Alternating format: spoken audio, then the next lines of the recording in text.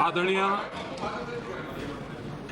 अध्यक्षा जी, मैं आपका आभार व्यक्त करता हूं जिस धैर्य के साथ आपने सदन का संचालन किया है।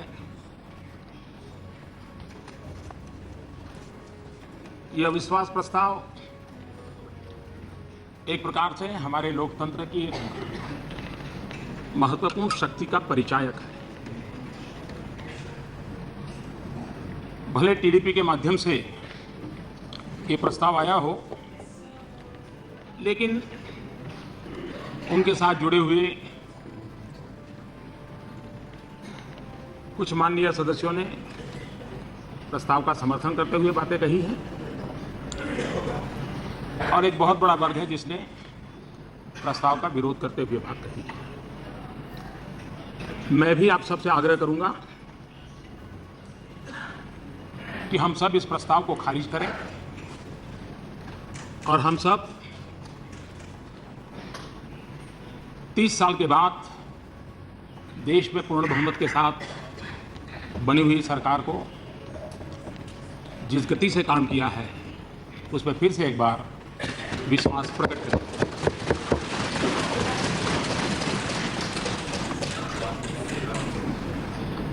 वैसे मैं समझता हूं ये एक अच्छा मौका है कि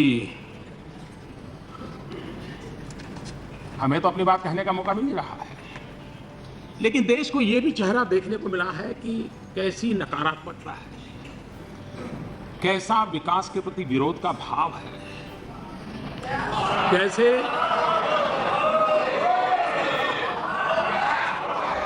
नकारात्मक राजनीति ने कुछ लोगों को घेर के रखा हुआ है और उन सब का चेहरा निखर करके सज धज करके बाहर आया है।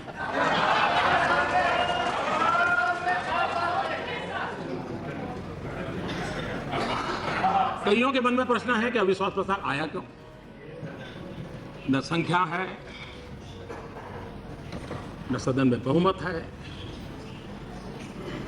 और फिर भी सदन में इस प्रस्ताव को लाया क्यों? और सरकार को गिराने की इतना ही उतावलापन था, तो मैं हैरान था कि सामने इसको 48 घंटे रोक दिया जाए। चर्चा की जल्दी जरूरत नहीं है। अगर अविश्वास प्रस्ताव पर जल्दी चर्चा नहीं होगी तो क्या आसमान फट जाएगा? क्या भूकंप आ जाएगा? क्या न जाने।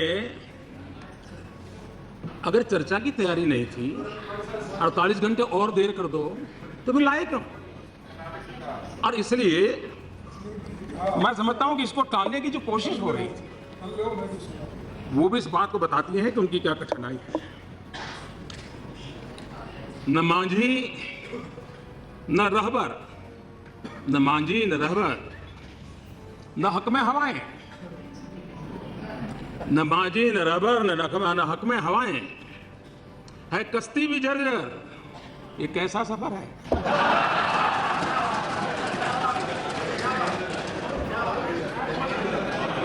कभी तो लगता है कि ये सारे जो भाषण में सुन रहा था, जो व्यवहार देख रहा था,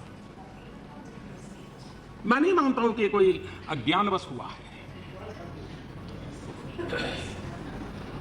और न ही ये झूठे आत्मविश्वास के कारण हुआ है। ये इसलिए हुआ है कि अहंकार इस प्रकार की प्रवृत्ति करने के लिए खींच के ले जा रहा है। मोदी हटाओ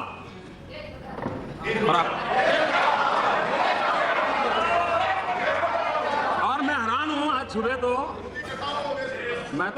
आज सुबह भी कि अभी तो चर्चा प्रारंभ हुई थी, मतदान नहीं हुआ था,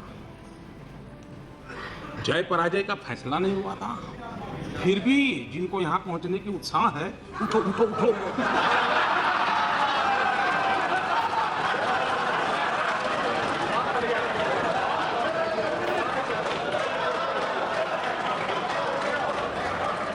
न यहां कोई उठा सकता है न बिठा सकता है। 125 करोड़ देशवासी बिठा सकते हैं, 125 करोड़ देशवासी उठा सकते हैं। लोकतंत्र में जनता पे भरोसा होना चाहिए, इतनी जल्दबाजी क्या है?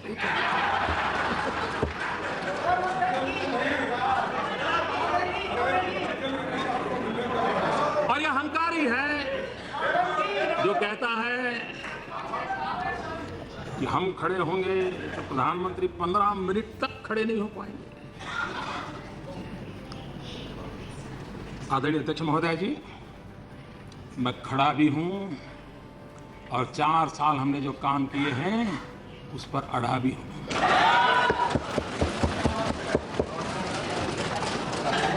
हमारी सोच उनसे अलग है। हमने तो सीखा है सार सार को गही रहे, थोथा दे ये उड़ा। खैर, मैं सार ग्रहण करने के लिए काफी कोशिश कर रहा था, लेकिन आज मिला नहीं। डंके की चोट पर अहंकार यह कहलाता है 2019 में पावर में आने नहीं देंगे। जो लोगों में विश्वास नहीं करते और खुद को ही भाग्य विधाता मानते हैं, उनके मुंह से ऐसे शब्द निकलते हैं। लोकतंत्र में जनता जनार्दन भाग्य विधाता होती है। लोकतांत्रिक प्रक्रियाओं पर भरोसा होना जरूरी है। अगर 2019 में कांग्रेस सबसे बड़ा दल बनती है तो मैं बनूंगा प्रधानमंत्री, लेकिन दूसरों की ढेर सारी ख्वाहिश है, उनका क्या होगा, इस बारे में कंफ्यूजन है।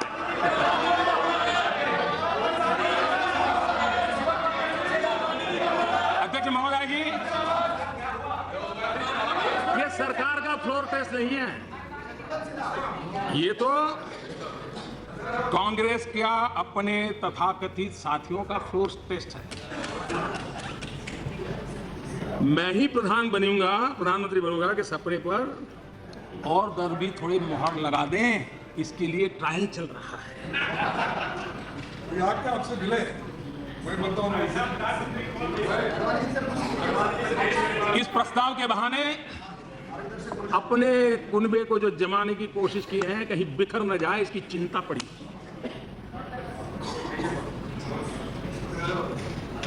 एक मोदी को हटाने के लिए, जिसके साथ कभी देखने का संबंध नहीं, मिलने का संबंध नहीं, ऐसी धनियों को इकट्ठा करने का प्रयास हो रहा है।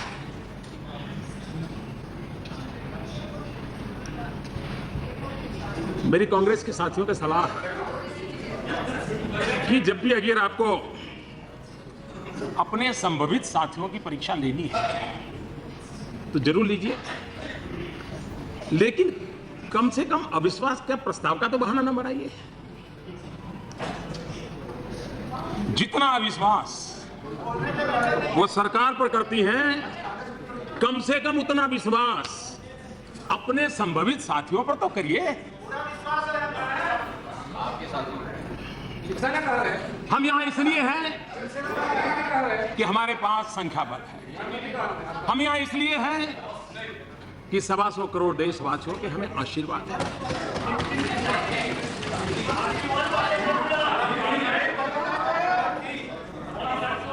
अपनी स्वार्थ सिद्धि के लिए देश के मन पर, देशवासियों के दिए आशीर्वाद पर कम से कम अविश्वास न करें।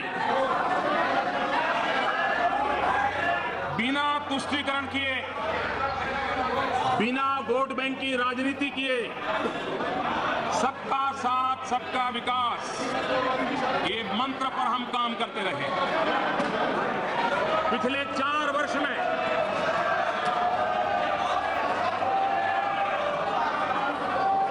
उस वर्ग और क्षेत्र में काम नॉट लाइक दिस प्लीज, जिसके पास चमक धमक नहीं,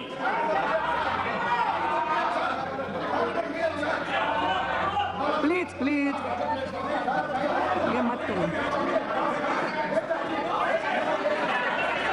नरसिम्हा जी, you will have to listen. Anurag ji,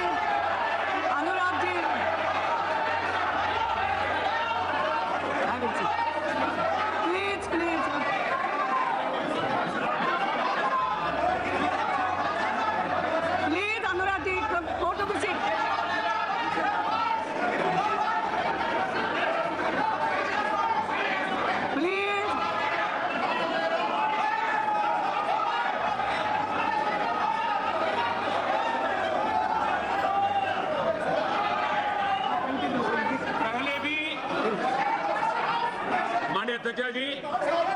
18,000 गांवों में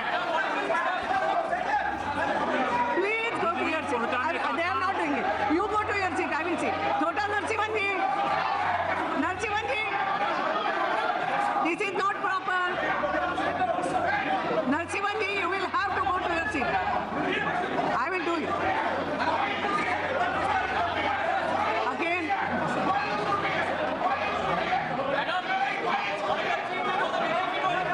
Viduri ji, you go to your seat. आप तो जाइए, मैं देखती हूँ ना, देख रही हूँ ना, रिक्वेस्ट कर रही हूँ ना, आप क्यों कर रहे हैं?